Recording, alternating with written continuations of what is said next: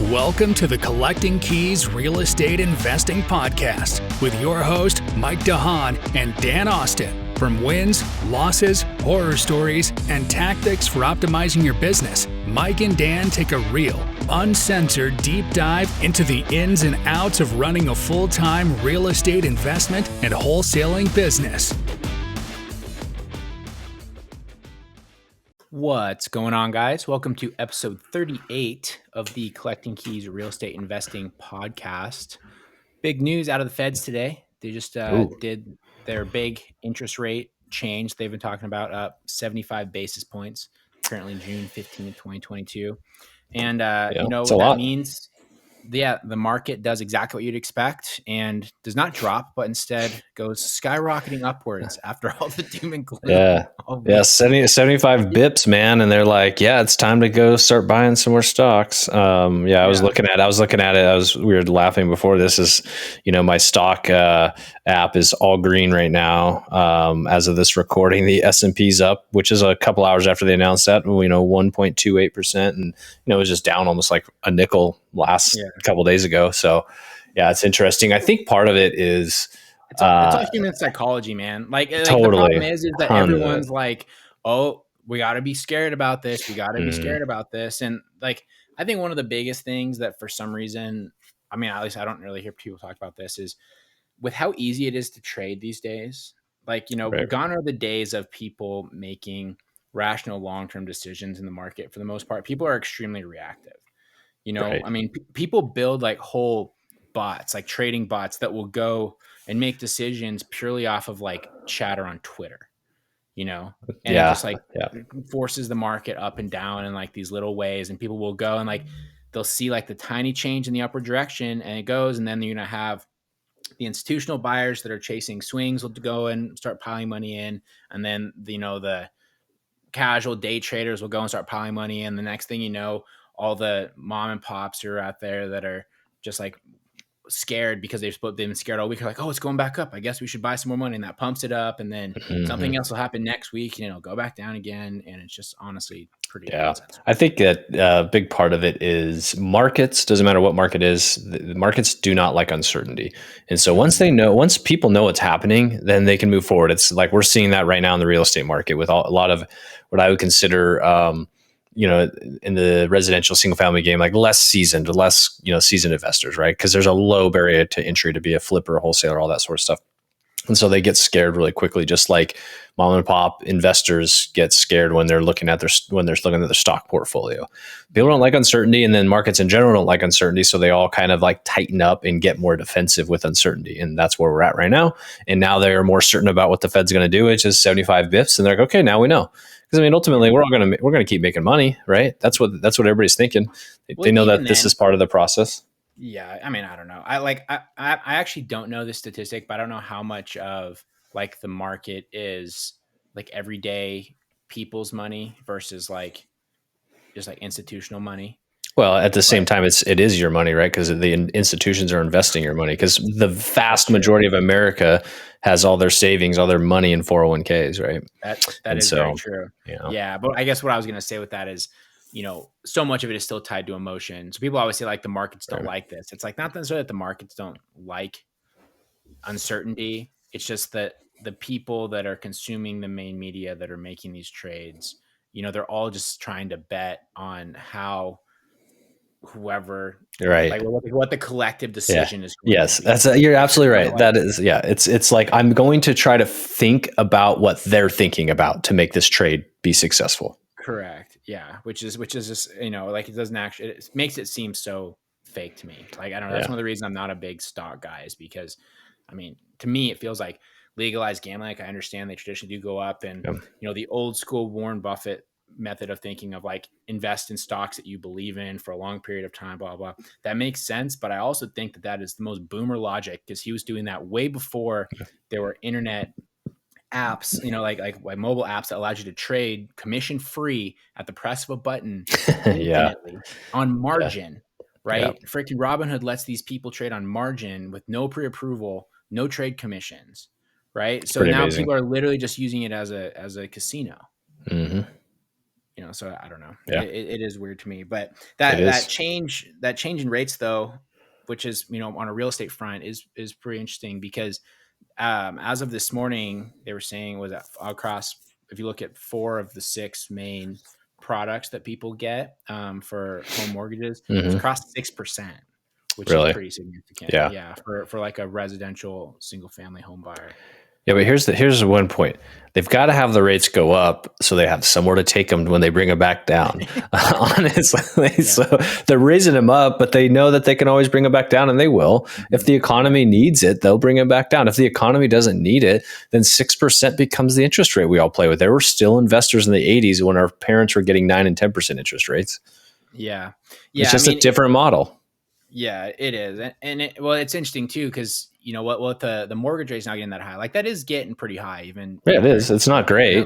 A number of years ago, and it is going to limit buying power for people here pretty quickly, and also the psychological aspect of the fact that 6 months ago in December you could still get rates at 3%, right? And all of a sudden it's double that, and and prices haven't been able to adjust yet. You're right. Yeah. So I'm not sure what'll happen with all that, but I mean, I think it is definitely fair that if you are making offers on properties, you're looking to buy flips or really anything, to maybe add a little bit extra margin. Like we've started adding in a little bit extra room and being a little more conservative on our offers, just because, not necessarily that I'm worried about things going down. I'm just worried about our exit strategies, and I always like to have more than one exit strategy. In fact, we like, this is why this is important to have more than one exit strategy on this condo deal that we've talked about in previous episodes, where we've had, we were about to sell this thing and make like $80,000, and the day before we couldn't sell it because of this freaking HOA insurance nonsense, where basically the HOA provided insurance for all the units, and they had a couple issues a number of years ago, which made it so that the insurance no longer covered an appropriate amount for the properties. And so we could not get a Fannie Mae lender to approve our buyer's loan. So we've been trying to deal with this now for almost 6 months. And we don't know when it's going to end. And as rates are going up, we decided, like, we should probably just rent this thing out and refinance out of our hard money and just be in a conservative position. We're going to tie up some money, but it's going to cash flow. It's a nicely done up property, and we're going to be able to pull out some of our money, but we're still going to be, in a strong position with it. Right. Yep. But that's the key with making sure you have those multiple exits. Because imagine if we'd bought that as like a tight flip. We'd be freaking screwed right now. Like we would have to be bringing, especially with how the rates have gone up, so many of these investment grade lenders, they require you to have a certain rental rate, like certain, debt service coverage ratio. Yep. DSCR. Right.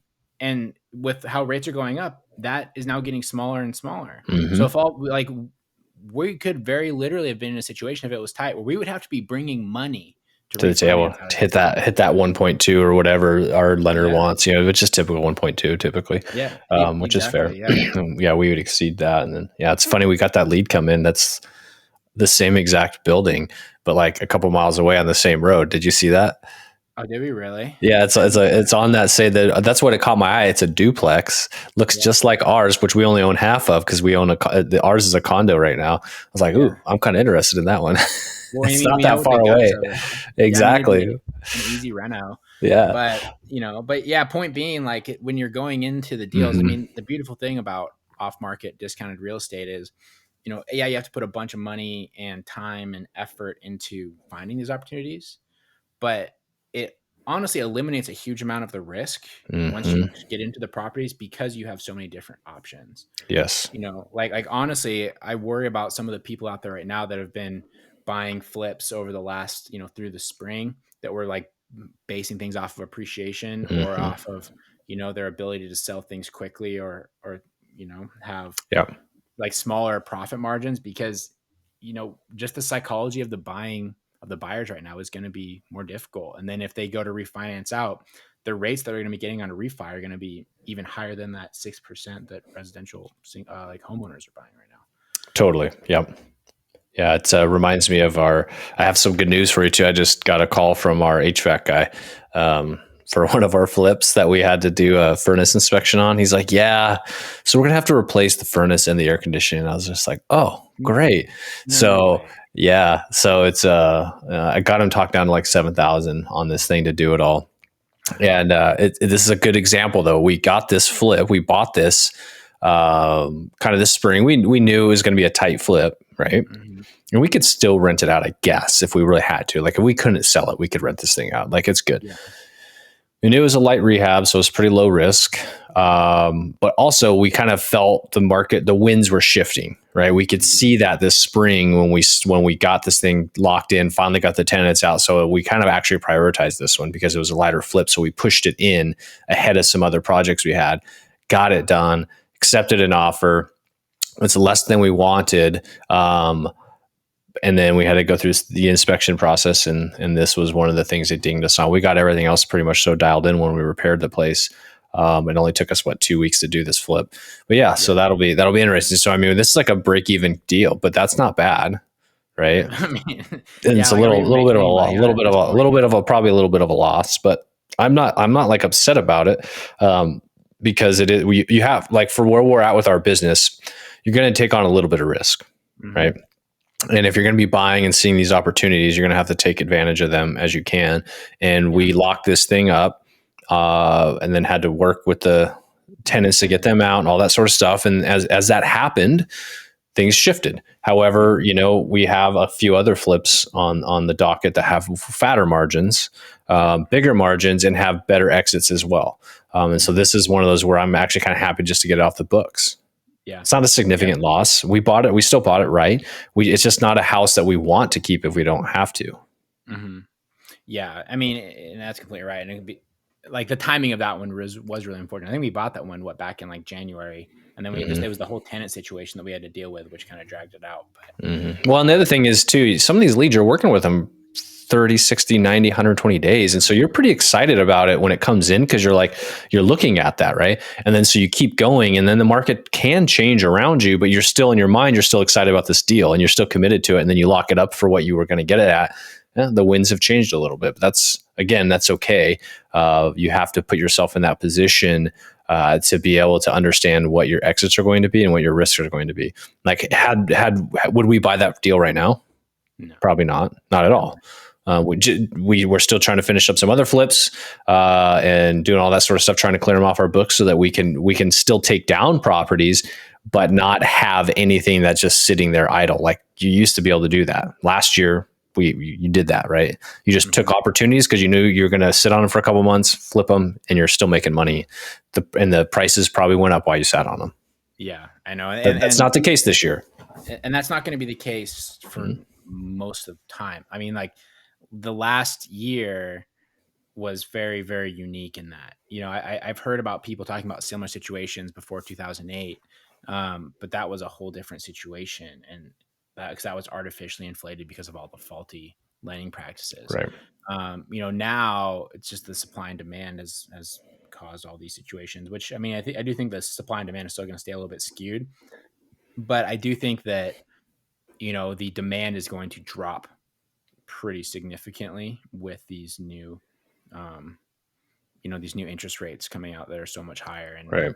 And it's always tricky too, because you see so many of these different articles coming out and they're talking about like, inventory is up like 75%.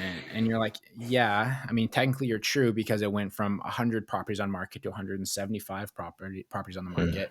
But then if you look back, you just like zoom out and you go like 2 years ago, there was 900 properties on the market. Right. Yeah, absolutely. Right? So you're still so much below what was considered normal, a number of years ago.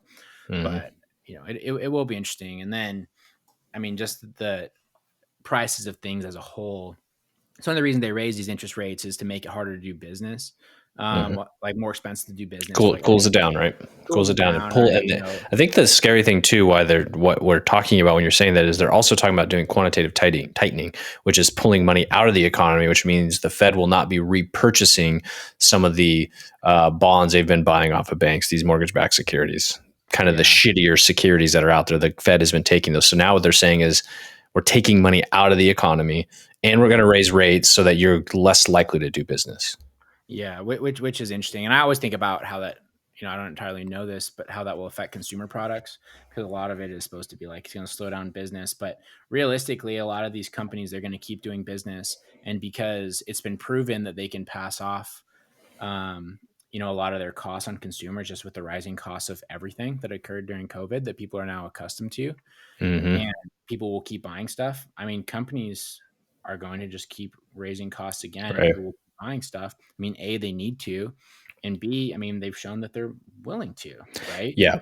They find what is that term in economics? There's capacity. There's like this rubber band kind of effect, right? You can stretch a rubber band so far, and then it snaps. Well, with your consumer pricing, they've been able, because of COVID, they stretched the rubber band, and they're like, there's some room there. It's not snapping anymore. That excess is how much more are you willing to pay as a consumer? Yeah. And they're going to keep stretch it until they can't pull that rubber band anymore. Then we're stuck with not just inflationary prices, but also opportunistic pricing, right, where you can. Yeah, which the market, if it's efficient, should knock that down, because then, when you buy Oreo cookies and they're really high expensive, and Chips Ahoy's like, well, we'll go a nickel lower, and then people start buying Chips Ahoy. Then you go to Oreo, and Oreo drops a nickel, and the market should come down. Otherwise, that would be price collusion, and now we'd have a antitrust problem. I mean, what we also know, there's no price collusion or crony capitalism that happens in the United States. So not at all. No, it only happens in like little stuff like healthcare. Yeah, right. Really small things like healthcare and oil and nothing like that. Yeah. So I know it will be interesting though, because if that those prices though, if they do become the norm, and people do just start to accept them, which they will, and they can show that they're making money at those prices to make up for the increased rates that they're borrowing their money to do business on. And then rates come back down. I hate to break it to everyone, but the prices are not going to be coming down. They're going to keep them up there, and their profits are just going to get exponentially higher. I mean, honestly, it's just like for us as real estate investors, those of us that bought properties at, had rental properties on DSCR loans at 5 to 7 or 8%. That we bought in 2017, 2018, and we all refinanced our properties at 3.5% this year. We're making money right now. Tax-free money. Extremely well. We had a higher value asset. We were able to cash out all of our equity that was into it, and we're still cash flowing like bastards because the rent went up so much. So, and that's exactly the same way that it's going to work for all these businesses that are making your Oreo cookies. You're now paying $8 a pack for. Once they're able to borrow money at 2% again, those cookies are still going to be $8. Yep. Which is that's a really great segue into like why you need to screen your tenants. I think if your tenants can't afford $8 Oreos, do you even want them in? Well, we did have that conversation about our actually, this is a great inflationary topic too, but as we segue into kind of one of our other topics was like, how many multiples of income of your rent should your tenants have? But with rents increasing pretty rapidly and wages not necessarily increasing, that number might have to change. Yeah. I mean, there's a lot of stuff that we have to change about that. But that'll be our educational topic today. So we are currently filling our condo with tenants that we weren't able to, we were able to sell. We just don't know when we're actually going to be allowed to sell it. We're getting some tenants ready, and we figured that going through Dan's process for tenants would be a good topic. So really quick note about the Instant Investor Program, and then we'll be right back to talk about that. So cool. The Instant Investor Program is our 12-week group coaching program, which includes a self-driven course and access to our private investor community. We will take you through the full process of how we find our leads, how we market, how we do our sales and follow-up, and how we determine the best strategy for every opportunity that comes our way. On top of that, you will also join a community of other like-minded investors nationwide that are all marching towards the same goals, and you will have direct access to Dan and myself, so you can continue learning and growing with us as we continue to adapt and grow our business. So whether you're a new investor or already established, our systems can help take you to the next level. So if you think you might be a good fit, go to the instantinvestorprogram.com and schedule a call, and we can have you talking to motivated leads in as little as 2 weeks. All right, screening tenants. Probably one of the most important parts about having a rental property is screening your tenants correctly. And yet so many people do it so poorly. And I don't know why. That's where we make our money, right? We buy from landlords that should not be landlords.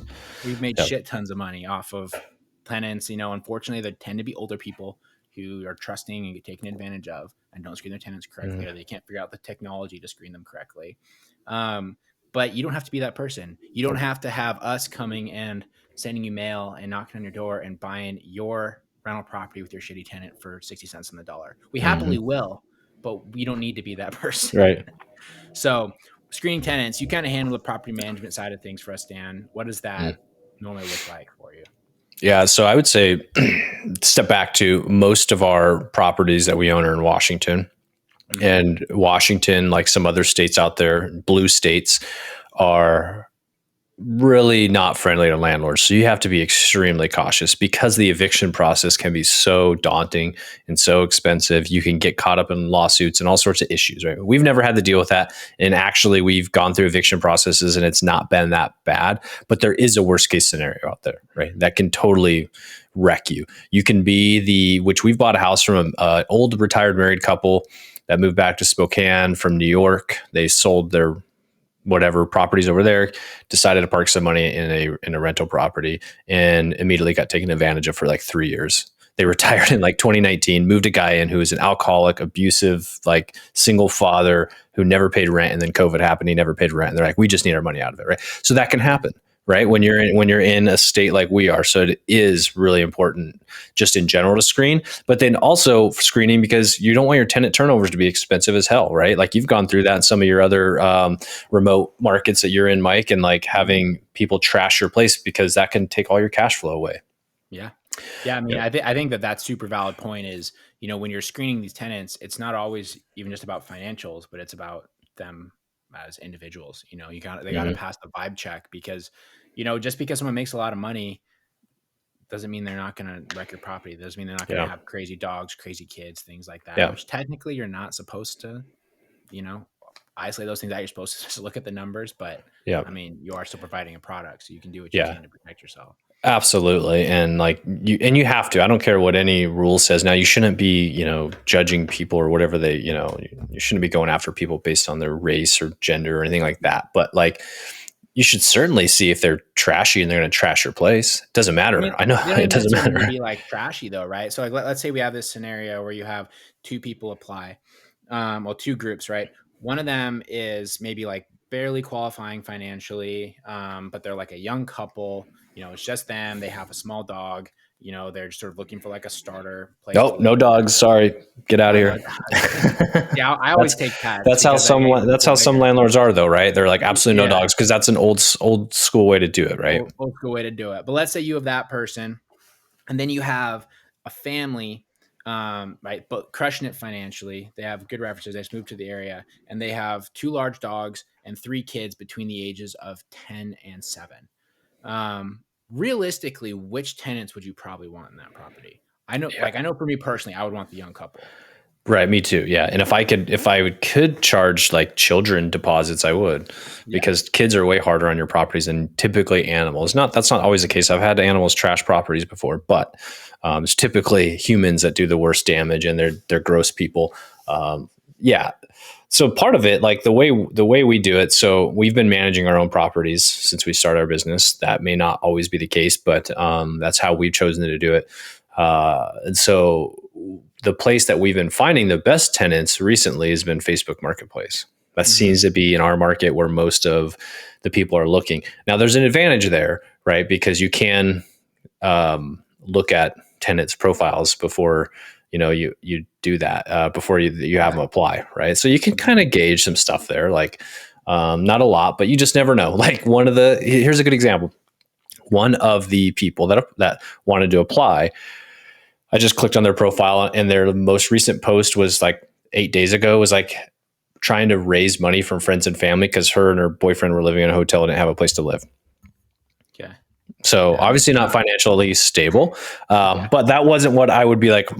She said that. I mean, they could just be scamming people. I don't know. But then I said, here's what we require. One thing we require is that you view the property before putting in an application. And we generally require a 600 credit score, 3 times rent in monthly income, and no evictions in the last 7 years. Her response is, well, COVID made it so I don't meet any of those, so I guess I won't apply. I was like, perfect. Cool.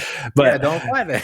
Exactly. And so we try to be upfront with people as much as possible because we don't want to deal with all of the onslaught of folks, right? 90% of the people that will reply to our postings for some reason have like pink or purple hair. I don't know what it is. Like, and it's typically women. Women are the ones out there that are searching for the family for a new house because they're the homemakers, all that stuff. I don't know why they always seem to have different colored hair, which is fine. I don't care. That's like a very like old school thing of you to say. It's the women just sitting at home looking for. It's probably not true, dude. I don't know. I've never personally looked for a rental property myself. Yeah. I mean, I'm not that old. But knowing you, look at the side of the millennial versus the Gen X that you mentally follow. Come on. Yeah, but I'm just saying, like, that's what my data shows. I would tell you, out of the 100 people that reached out, 95 of them were women. I'm not even kidding. Yeah. And that seems to be the trend. Yeah. So I guess to rehash what you're saying, though, is so one of the ways that people typically start to try and screen for tenants when they first get started, they don't know any better, is they go, I remember when I first started anyway, I was kind of like this. I post my property up for rent, Zillow, Facebook, whatever. And I'm like nervous. I'm like, what if no one wants to move in? Right. And all of a sudden people start inquiring. And I'm like, holy shit, this is going to work, right? I'm going to find people. And the next thing I know, I'm having people, they're reaching out. We're having great conversations over whatever. I'm like, you want to see the place? And they're like, yeah, absolutely. I say, cool. How about 4:00 tomorrow? That sounds awesome. I got the property, 4:00. They no show. I'm messaging them, calling them, texting them. They never talk to me again. Just completely ghost me, right? Or we have people come to the house, and you can tell the second they walk up, you're like, they are not qualified for this. Yeah. But they're going to go through, and they're going to have some great sob story about how you should make a special exception just for them, right? Mm-hmm. And you should not. Don't do that. But the point being, to avoid all of that, one of the easiest ways to do it is to have those pre-screening questions. Right. Of what's your basic credit score? What's your income? Do you have any evictions or criminal records that I need to know about? And if they can't pass those questions, don't even entertain them coming out to your place. You're going to save yourself so much time on something that's going to just be a giant headache. Right. And I guess on top of that too, one of the things that we do is once we do screen down to sort of a good group of people, instead of doing a bunch of these one-off showings, we do like a group showing. We have like an open house, and that saves us a bunch of time as well. Right? Totally. Yeah. That's you have in this market right now, because there's so many people, you have to be, because also I would guess at least 50 to 60% of the people that say they're going to show up don't. Even though they're qualified or whatever, they just don't show up for whatever reason. They're sitting there surfing on their phone, thought it'd be cool, and then the next day, they're just like, nah, never mind, I'm not going to move. That sounds like work. Right? Yeah, they're like, it's happy hour at the brewery. I'm not gonna go. Yeah, whatever. Something spurs their reason not to go, but it is really important. And the reason why we have those financial indicators are that it's indicative of their ability to pay rent. Mm-hmm. Honestly, that's what all those are for. I mean, the credit score, the evictions, all that sort of stuff is indicative of their ability to pay rent. The other piece that's more difficult to gauge is, are they going to trash your place? Mm-hmm. Because you can't just ask them to put that on an application, because they're always going to say, no, I'm not going to trash your place. But you can look for previous addresses on their application. And you can't, you know what I mean? You can look back and see where they've lived, currently lived. You can do a couple other things, visually, obviously, that's why we ask people to come and view the property, because we can just kind of see how they carry themselves, how they how they show up, right? Because how people show up a lot of times is enough for you to have a good instinct on if they're going to be a good tenant, if you vibe with them, if they seem like just good people. Yeah, for sure. And, I think that's sort of super important, is like that's where that vibe check comes in. If they're gonna like trash your house, or they're gonna be the kind of people that just disrespect stuff. And one of the biggest mistakes people make when they're looking at that aspect, like the character aspects, is they're like, I'm gonna call an employer, or I'm gonna ask for like a previous landlord reference, right? One of the things that realize, especially if they're already local to the area and they're moving into a new place, look at the place that they're moving from, and if it's equal to or better than the one that you have, why the hell are they moving? Right. Like, think about the psychology of this, because realistically it's likely that their previous landlord did not want them there and refused to renew their lease. But tell you what, you call that landlord and say, hey, would you give them a rental reference? They're going to say, absolutely. Right. So awesome. Because they're trying to pass the duck. They're trying to get it out of their place into yours. Totally. Right. So that's not really a great way to pre-screen them, is going that route. I would say the exception being if someone's moving to the area. We have a lot of tenants who are moving to Spokane. Mm-hmm. Brought in. You go and you talk to their landlord who used to be like in Alaska, or their old boss who used to be in Alaska or whatever, they're probably going to give you a more legit answer. Right. Like, not always, but probably, just because they don't have to see this person anymore. They don't care. Yeah. Yeah, exactly. The person's leaving. Yeah. Yeah. So like they're going to give you a real response. And it's funny. I actually when I was filling one of my places a number of years ago, we had a tenant that was moving here. I called, she gave me 3 references. I called the first 2 and they gave me like these glowing reviews of the site. And then I called the third one and, I kind of got like a funny vibe. So then I asked like where she worked and that sort of stuff. So then I called the place of work like directly. And I found out that basically all the 3 people were fake. Oh my God, really? So so she had basically set them up being like, oh yeah, just call like my 3 ex coworkers, this one's my boss, it's all this sort of thing. And just like the vibe I got on the phone with them was weird. So I called, she was working at a school. I called the school and I was like, yeah, this is not. You went in deep. Wow. Yeah. Well, I mean, my bullshit indicator. Yeah, no, I love that. That's great though. You should be following with those references. I mean, that's why, according to the Fair Housing Act, like you only have so many methods to make sure that you're able to screen a tenant properly, and that's one of them. And so I've always thought that you could easily just put fake, on a job application too, like fake references. Yeah, but you've got a bullshit radar that's pretty tuned up, man. Nice job. I mean, it's like working a job that's heavy on sales and figuring out people's motivations to do things, right? Yeah, absolutely. So I think going the postings like Zillow, Facebook, all those things work, and then doing that pre-screen to pre-qualify people before you bring them to the property is super major, and then going off the BS detector once you have them. But I guess one of the things that we find a lot though too is credit score. A lot of people fixate on that, especially older people. But I would say some of our best tenants honestly have had poor credit. Just because, what you realistically have to do when you look at those things, if people fill out a full application, they pass your BS test, it comes back, their credit's kind of lower than you hoped, but they seem like decent people. You do have to kind of look in and see what those situations were. Like we had a great tenant for a couple of years. She had like a 540 credit score because like 7 years ago when she was in college, she didn't pay like some dental bill and got sent to collections, and she let that thing ride for like 3 years. Right. Like a $58 judgment. Totally. Right. Yep. So that was a huge demerit. And then on top of that, because of that, she wasn't able to get credit cards. She wasn't able to rebuild her credit, had all these sort of problems. She was a great tenant. Like, I mean, she lived there for like 18 months. Did we hear from her maybe once? No, she didn't. Yeah. She never called us. She was a good tenant. She was a great tenant. Hardworking. Single mom. Yeah. Hardworking, single mom, 2 kids.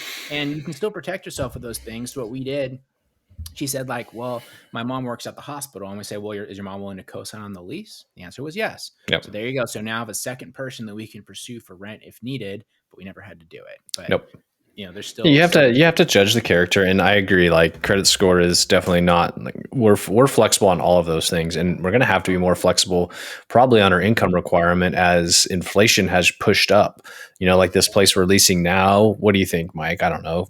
2 years ago would have rented for like $1,200 tops. Probably. Yeah. And now we're renting it for like 2,000. I mean, that's huge inflation. And we have a lot of traffic. Like we can rent it for that. It's not like we're being crazy people. We could potentially push it higher if we really wanted to, but like that is a big jump. And I know people's wages aren't jumping that high. Yeah. Well, I mean, also too, where it gets weird is, when people are charging these crazy rates and they're requiring those requirements for like a small place where realistically only one person's going to live. I mean, this is a 4-bed, 2-bath, right? Fully renovated unit. Right. So if we charge $2,000 and we make the monthly household income requirement be $6,000. If there are 2 working adults, I really hope they're both making more than $3,000 a month. I hope so too. In this economy, you never know. Yeah, but I know. Yeah, exactly. We never know. How many applications have we had on properties that are like, yeah, we are 8 adults and we each make $400 a month. Yeah. Like, what the hell are you doing? Go do anything. Yeah. Like, yeah, you could go get the most basic job and you could make more money than that. I know. Sometimes they're on like disability, so they can't do it or whatever. That's fine. But regularly, that is not the case. They just don't do it. Absolutely. Yeah. No, you're right. It's like, oh my gosh, you're wasting your time. Yeah. Screening tenants, that's huge. And then I think the big thing is when you're talking to these people, especially if you're starting out, realize that tenants are not your friend. You can be friendly with them, but everything should be firm but fair.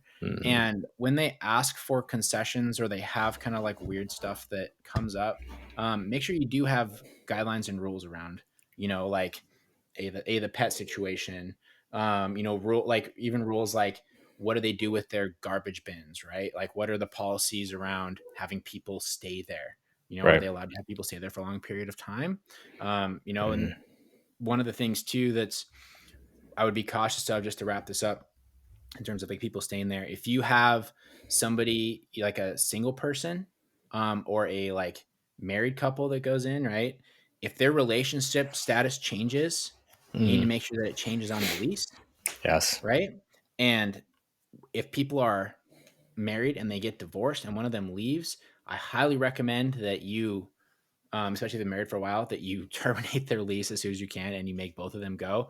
Because I've heard horror stories from several people about, they had a married couple, they got separated or divorced.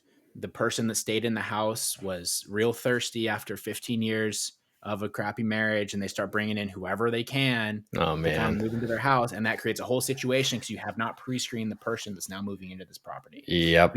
We literally did a deal 2 years ago where the situation was, there was a landlord who had the tenant that was married.